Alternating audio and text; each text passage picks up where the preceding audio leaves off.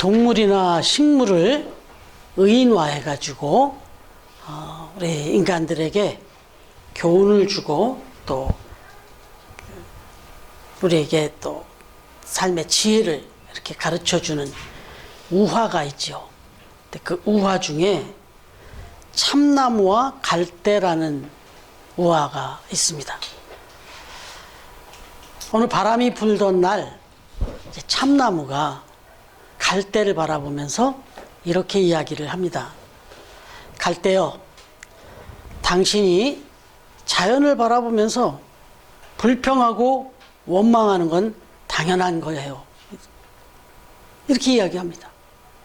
그러니까 갈대가 그게 무슨 말인지 모르겠네요. 내가 자연을 불평하고 원망한다니요. 그랬더니 참나무가 하는 말이, 제가 다 알아요. 말은 안 하지만 지금 이렇게 이 약한 바람을 불어도 당신은 한순간도 가만히 서 있지 못하고 이리저리 흔들리고 있지 않느냐. 그러니 얼마나 이 바람도, 이 자연이 원망스럽고 또 본인의 그런 약함이 얼마나 불평이 나오겠어요. 이렇게 이야기를 하면서 그냥 이 작은 바람만 불어도 여기저기 고개 숙여야 하는 당신이 좀 안타깝고,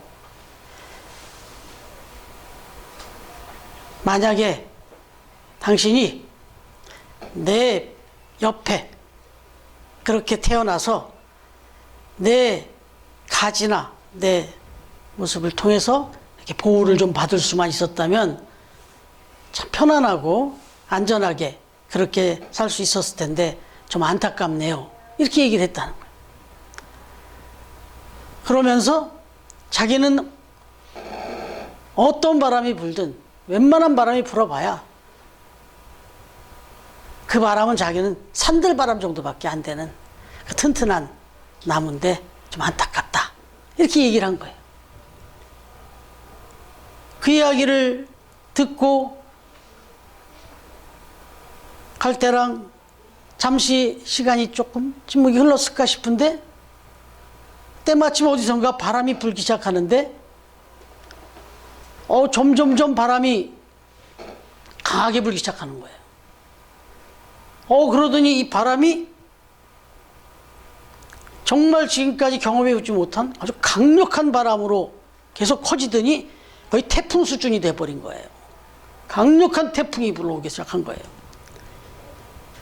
그러자 여전히 역시 이 갈대는 벌써 바람이 불어올 때부터 흔들리기 시작하더니 바람이 점점 거세지니까 이내 온 몸을 다 숙이고 땅바닥에 거의 닿듯이 눕듯이 그렇게 몸을 다 낮추고 머리 하나 들 수 없는 그런 상황에 처한 거예요. 그 모습을 바라보는 참나무는 역시 또 그 모습을 안타깝게 여기면서 꼿꼿이 머리를 들고 당당하게 그 바람을 참아내고 버텼다는 거죠. 그러나 이 바람이 점점 거세지고 강해지니까 결국 마침내 이 참나무는 뿌리가 뽑혀서 그냥 그렇게 땅바닥에 내팽겨치는 그런 신세가 되어버리더라.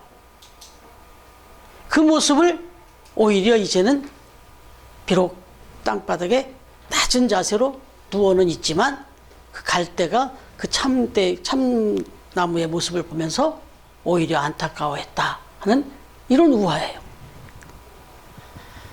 여러분, 이 우화가 우리에게 가르쳐 주는 건 인생의 어떤 자랑이 얼마나 허무한 것인가, 허탈한 것인가를 보여주는 그런 우화죠. 뭐 이렇게 자랑할 것이 없다. 이걸 깨우쳐주는 그런 우화인데, 사실 생각해보면 이 자랑이라고 하는 거 무조건 다 나쁜 건 아니죠. 우리가 인생을 살아가면서 자랑거리가 하나 없이 살아가는 거 참 몸이 건조하고 메마른 인생일 수가 있습니다. 우리가 한번 처사나무 시간을 가져서 자랑의 이야기를 한번 나누면서 나의 인생의 자랑거리를 한번 좀 얘기해보자 그러면 그래도 다 한두 가지 자랑거리는 있죠. 때로는 가족이 자랑거리가 될 수도 있고요. 뭐 할머니들이나 모이면은 손주 자랑하는 거 아주 일반화된 얘기 아닙니까? 그래서 벌금을 내고라도 자랑한다고 하잖아요. 뭐 때로는 지식을 자랑하는 사람도 있고, 남보다 좀 특별한 기술이 있으면 그 기술을 자랑하는 사람도 있고, 뭐 특별히 또 외모를 자랑하는 사람도 있겠죠. 그런데 오늘 말씀을 우리가 이제 묵상하려고 하는 것은 사랑과 관련해서 자랑 이야기를 하십니다. 특별히 사랑은 자랑하지 않는 것이다, 이렇게 말합니다. 사랑과 자랑, 이게 어떤 그 연관성이 있을지 좀 의아하기도 합니다. 사랑, 그것과 이 자랑이 어떤 관계가 있을까? 그래서 어떤 관계가 있길래 사랑은 자랑하지 않는 거라고 이렇게 말씀하실까? 사랑의 관점에서 한번 자랑을 생각해 보자는 겁니다. 오늘 말씀에 나오는 이 사랑은 자랑하지 아니한다 할 때 여기 자랑, 이 자랑이란 말은 사실은 이 뜻을 좀 정확히 이해하기 위해서 역시 또 헬라어 그 원어를 보면 페르페르 유에타이라는 이런 단어를 썼는데, 이 단어는 성경에 딱 한 번 나와요. 성경에 딱 한 번 여기에 나오는데, 이 페르페르 유에타이라고 하는 이 말의 뜻을 이렇게 살펴보면은 가죽이나 고무 같은 곳에다가 바람을 이렇게 잔뜩 불어넣어서 이렇게 부풀게 한 모습, 마치 풍선처럼 그렇게 부풀게 한 상태, 그런 거를 말하는 뜻이라고 그래요. 이 페르페르 유에타이라는 뜻이 어떤 가죽이나 고무 같은 비밀 같은 곳에 바람을 잔뜩 불어넣어서 이게 부풀어 오르게 만들어 놓은 상태, 이걸 뜻하는 말이라고 그래요. 사랑은 그렇게 하는 게 아니다.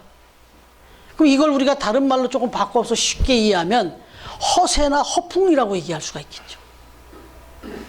자기가 가지고 있는 어떤 사실이든 또는 좀 거짓이든 이걸 막 과장되게 부풀려서 말하고 행동하는 거, 이걸 허세나 허풍이라고 얘기하는데, 적어도 오늘 여기서 지금 사랑은 자랑하지 아니하고 라고 할 때 이 말은 그런 거라는 거예요. 그러니까 이걸 쉽게 바꿔 말하면 사랑은 허풍을 떨거나 허세를 부리는 것이 아니다.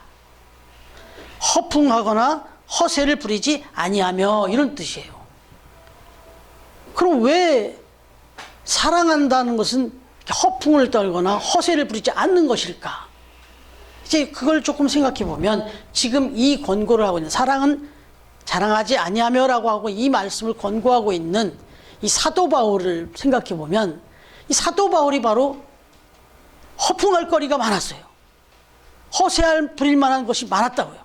아니 실제로 그만큼 자랑거리가 많았던 사람이다 이거죠.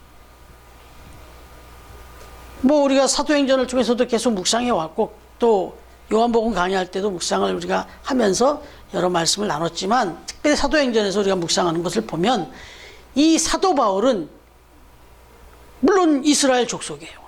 히브리 족속이에요. 그러나 베냐민의 집하고 히브리인 중에 히브리인이고 율법으로는 그 어떤 바리새인들보다도 출중한 그런 율법자였고, 또 명문 가말리엘의 문화에서 학부에서 교육을 받았던 거의 석학 수준이었습니다. 또 율법적으로도 흠이 없는, 정말 갖출 것을 다 갖춘 그런 대단한 인물이었어요. 사실 로마 시민권도 있었고. 그런데 빌립보서 3장 7절부터 8절에 보면 그가 예수 그리스도를 만난 이후에 자기가 어떻게 변했는지, 자기의 그 자랑거리가 어떤 그 상황이 되었는지를 이야기하면서 오히려 그 자랑거리들이 다 쓸모없는 것들이 되었다. 정말 그걸 자랑으로 삼겼던 것이 부끄러웠다. 그래서 자기의 그 자랑거리들은 다 배설물처럼 자기는 여긴다. 뒤도 돌아보고 싶지 않은, 또 생각하고 싶지 않은 그런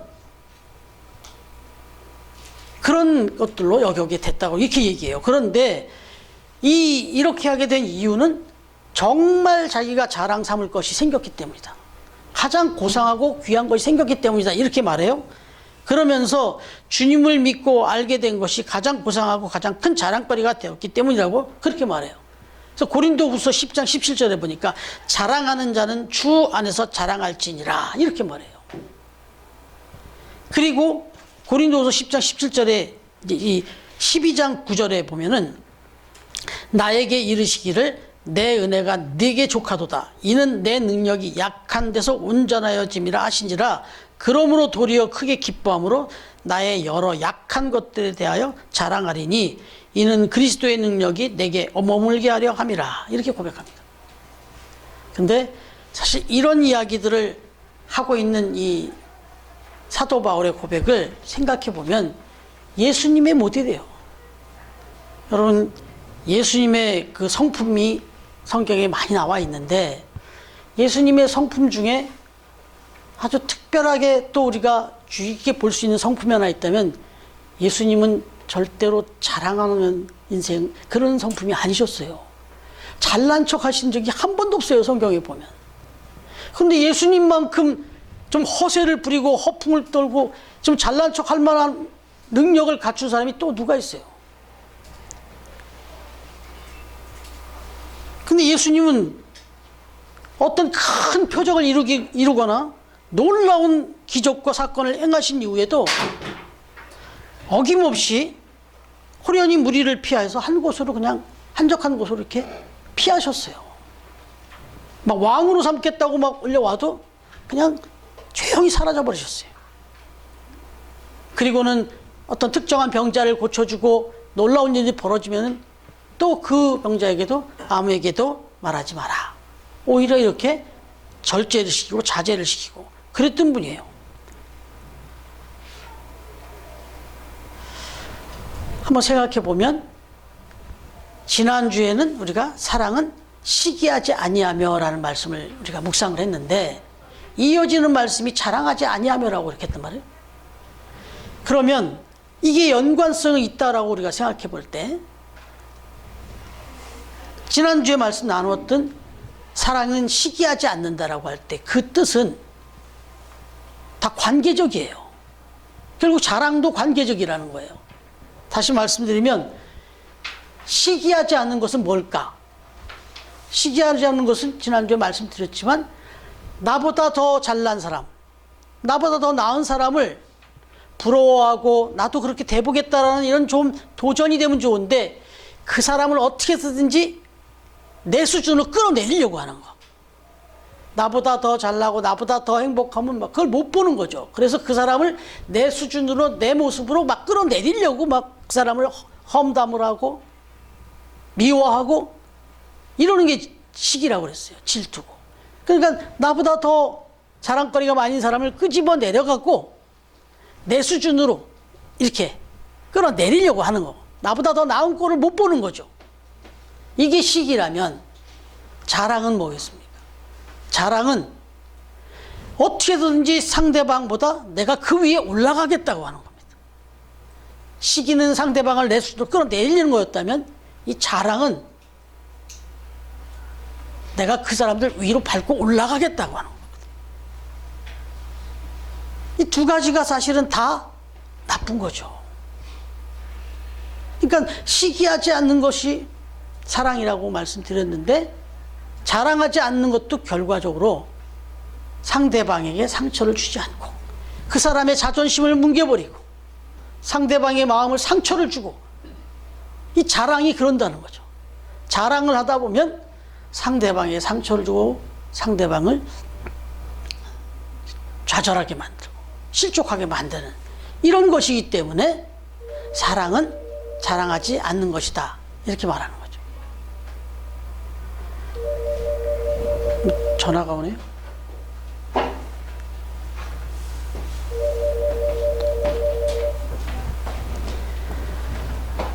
여러분, 상대방에게 그렇게 상처를 주지 않고 그리고 상대방에게 이렇게 좌절감을 주지 않는 것, 이게 자랑하지 말라는 뜻이라고 지금 말씀해 뒀는데, 이 상대방에게 앞에서 과하게 자랑을 하고 그렇게 상대방의 자존심을 상처를 주고 이렇게 되면 어떤 일이 벌어지죠? 그 공동체가, 그 관계가 깨져요. 막 자랑하고 그 사람의 자존심을 건드리고 그러면은 그 사람 마음의 문이 닫혀버리잖아요. 그러니까 자랑하지 말라는 거예요. 정말 상대방을 사랑하는 방법은 자랑하지 않는 거다. 이게 1차적인 의미예요. 그런데 여기서 이제 한 걸음 더 나가요. 사실 이거는 상대방에게 상처를 안 주고 좌절감을 안 주고 관계를 이렇게 문 닫게 하는, 마음을 닫아버리지 않도록 하는 거, 이거는 소극적인 의미예요. 자랑하지 말라라는 뜻의 소극적인 의미라고. 그런데 여기서 한 걸음이 더 나가면 상대방을 자랑할 줄 아는 거예요.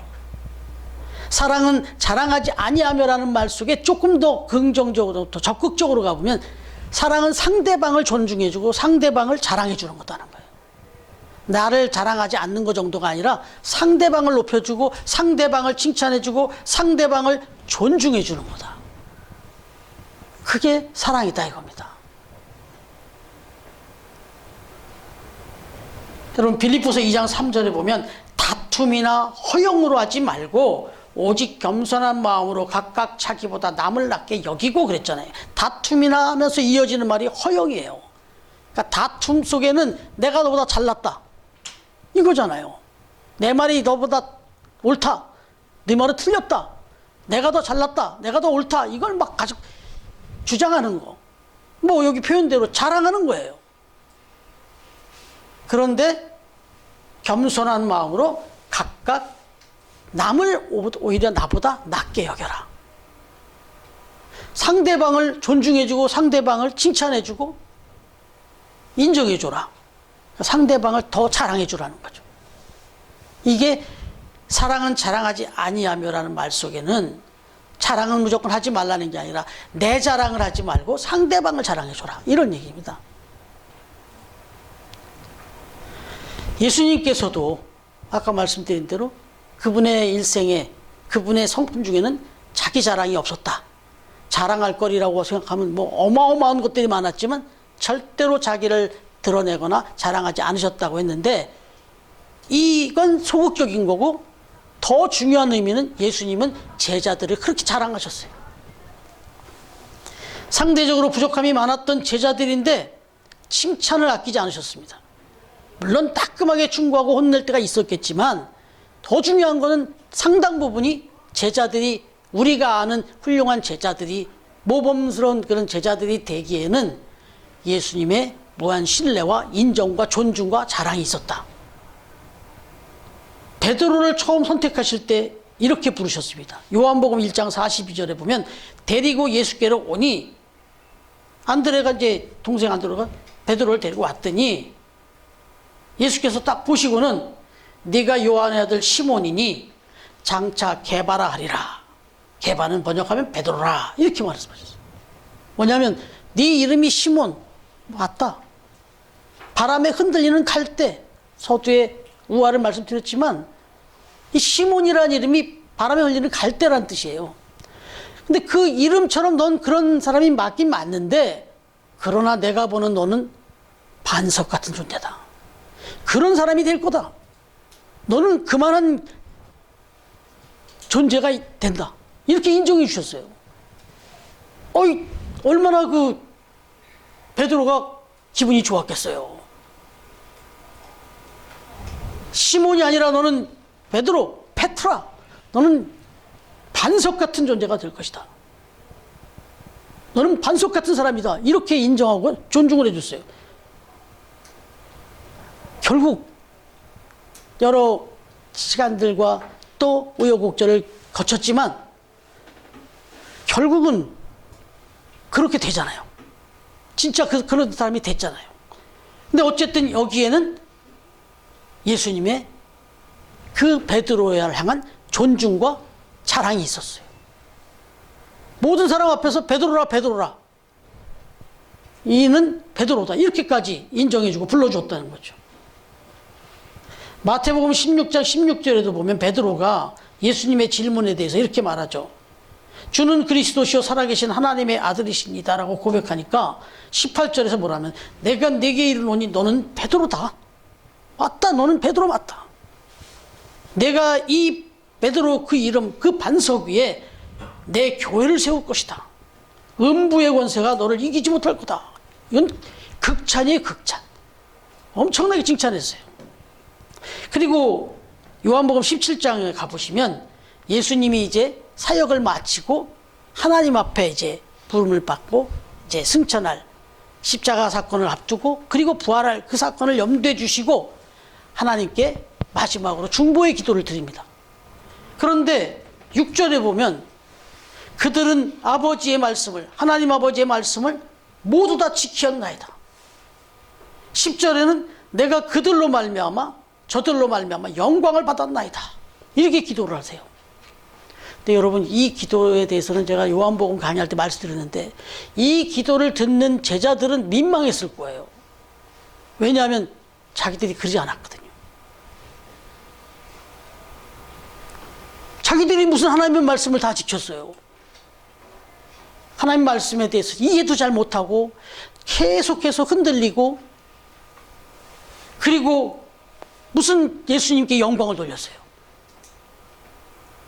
아니 이젠 조금만 있으면 다 도망갈 제자들이었는데 근데 예수님은 하나님 앞에 이 제자들을 위해서 기도해 주시면서 이 제자들은 정말 하나님 말씀을 다 잘 지켰습니다. 그리고 이 제자들을 통해서 제가 영광을 받았습니다. 큰 기쁨을 누렸습니다. 이 제자들을 칭찬해 주세요라고 그렇게 자랑을 했어요. 존중해 줬단 말이에요.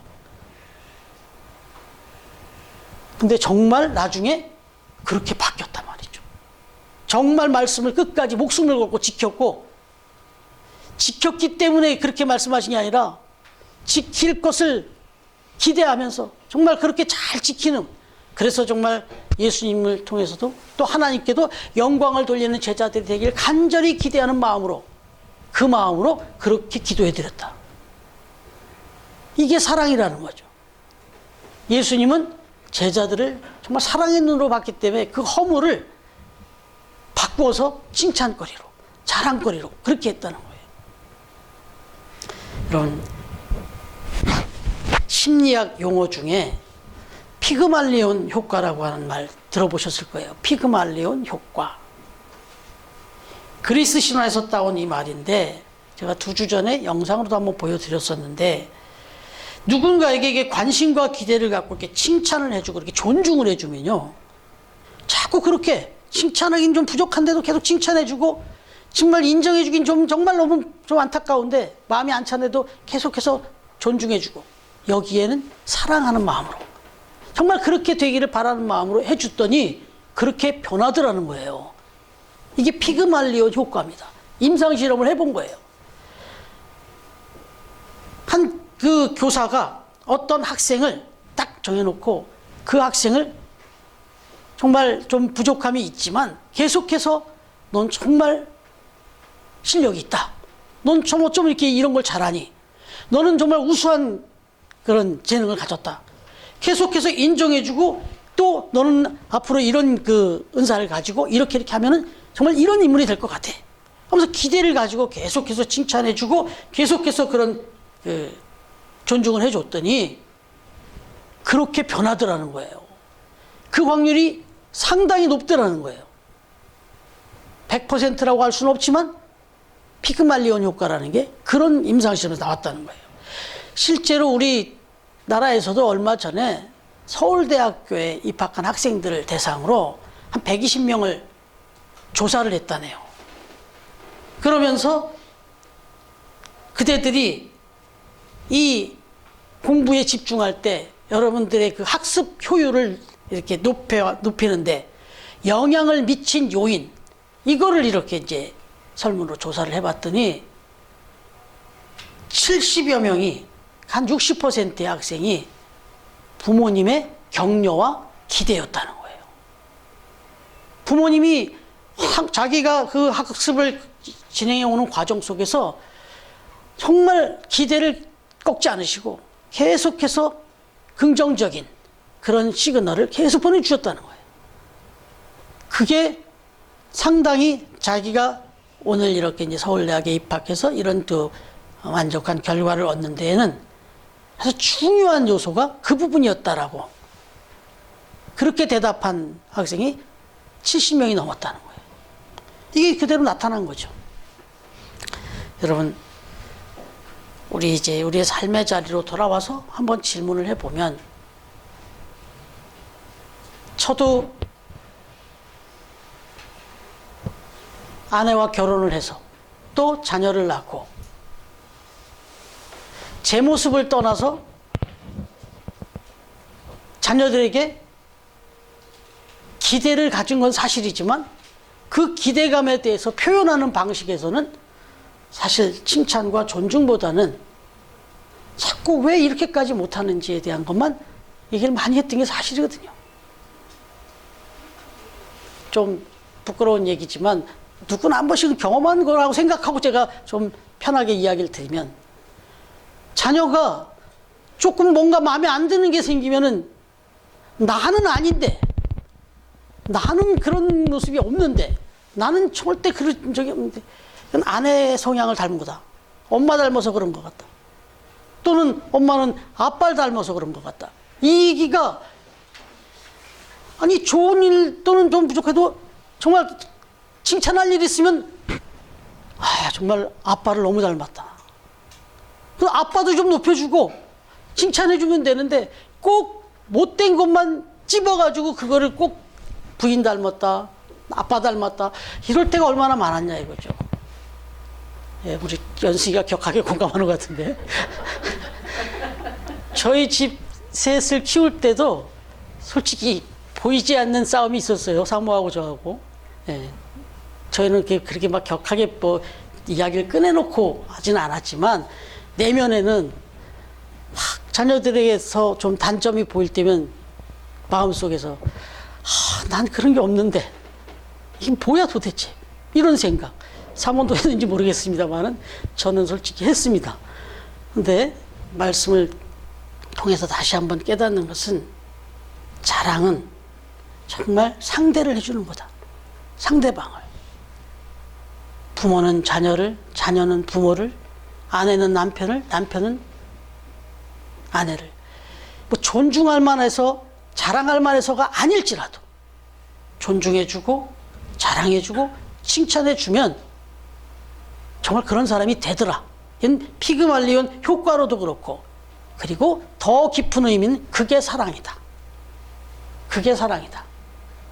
여러분, 이게 가정에서만 그렇습니까? 우리 교회 안에서도 이런 일이 비일비재하잖아요. 서로 자랑하고 서로 칭찬하는 일이 막 풍성한 교회는요, 은혜가 넘치고 부흥할 수밖에 없어요. 수적인 얘기를 하는 게 아니라 그 교회의 분위기가 아주 풍성해집니다.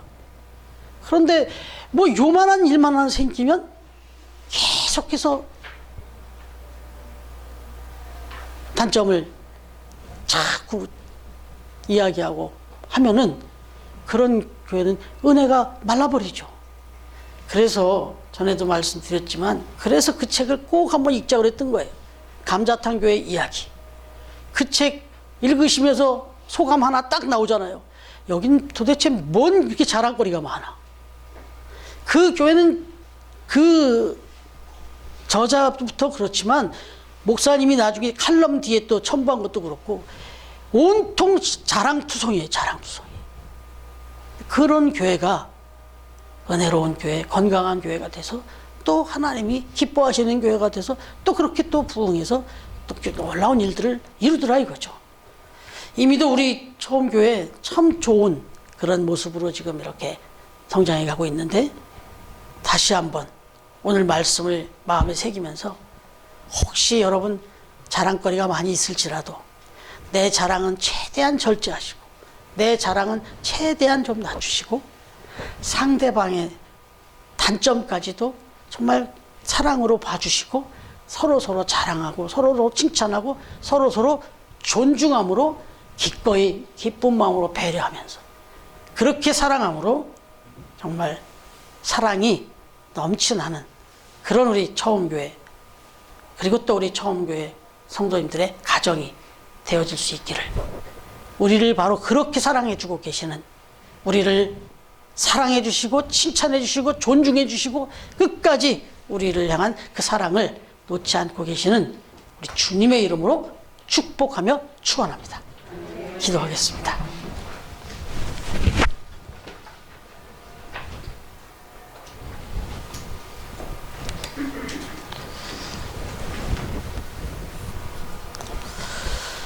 하나님 아버지, 감사합니다. 2022년 1월을 시작했는데 저희들 시작하며 다짐하고 또 결단했던 일이 불과 한 달도 되기 전에 벌써 많이 약해져 가는 저희들의 모습, 하나님 이 모습 다 아시고 또 이 민족에게는 특별히 다시 한번 새롭게 또 마음을 다잡고 출발할 수 있는 이렇게 또 설 명절을 다시 한번 주시니 감사합니다. 이 설 명절 연휴가 시작되는 이 아침에 저희들 다시 한번 주의 전에 모일 수 있게 하시고 우리에게 또 귀한 은혜의 말씀을 주셔서 특별히 명절 동안에 가족들도 만나고 여러 또 친척들을 만나게 될 텐데 그때마다 내 자랑, 내 생각만 앞세우는 것이 아니라 우리 사랑하는 가족들 또 옆에 사람들을 먼저 존중해주고 배려해주고 더 높여줌으로 서로 자랑하며 그렇게 기쁨과 행복과 감사가 넘쳐나는 그런 명절을 보낼 수 있도록 주님 축복해 주옵소서. 시간에 머리 숙여 기도하는 사랑하는 처음 가족들 다 사랑 안에서 늘 든든하게 하나 되도록 지켜주시고 또 이제는 하나님 앞에 찾아 나와 이렇게 귀한 예물로 하나님께 영광 돌리는 귀한 성도님들, 그 삶의 자리와 그 가정의 모든 경제 상황도 하나님 다 아시오니 적절하게 하나님 뜻대로 채워주시고 부어주시고 또 올 한해도 건강하게 맡겨진 일들 잘 감당할 수 있도록 정말 복에 복을 더하셔서 지경을 넓혀주시고 환란이 없는, 근심이 없는 그런 가정, 기업이 다 되도록 주님 축복하여 주옵소서. 이 예물이 쓰여지는 곳에서 선교와 봉사와 장학이 이루어지게 하시고 하나님의 나라가 회복되는 그런 놀라운 은혜가 계속되어지기를 간절히 소망합니다.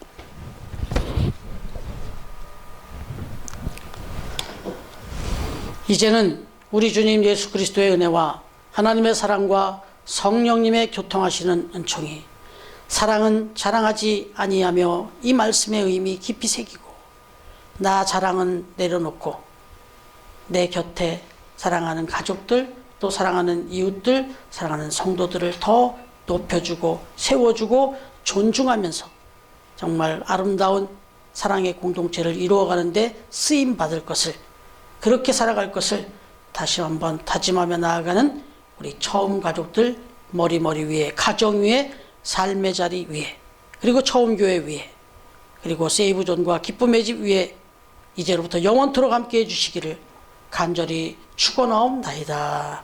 아멘.